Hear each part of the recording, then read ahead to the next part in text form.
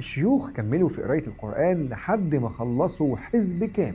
وقت ما كانوا بيقروا القرآن الكهرباء كانت قاعدة تقطع وتشتغل، وده كان دليل إن البيت ده فيه مشكلة. وأول ما النور صبت لاحظوا إن السقف فيه آثار أقدام، وآثار الأقدام دي كان فيها نجاسة.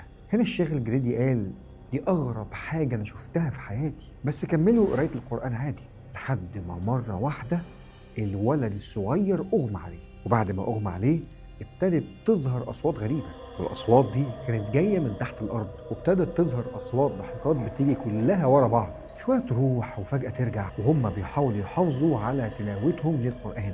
فالشيخ الجريدي قال للشيخ البغدادي كمل انت قراية وانا هحط ودني على الأرض وهحاول أسمع الصوت ده جاي منين. وفعلا الشيخ البغدادي أول ما حط ودنه على الأرض ابتدى يسمع صوت الضحك جاي من تحت الأرض. مرة واحدة الولد الصغير صحي وقعد يرجع،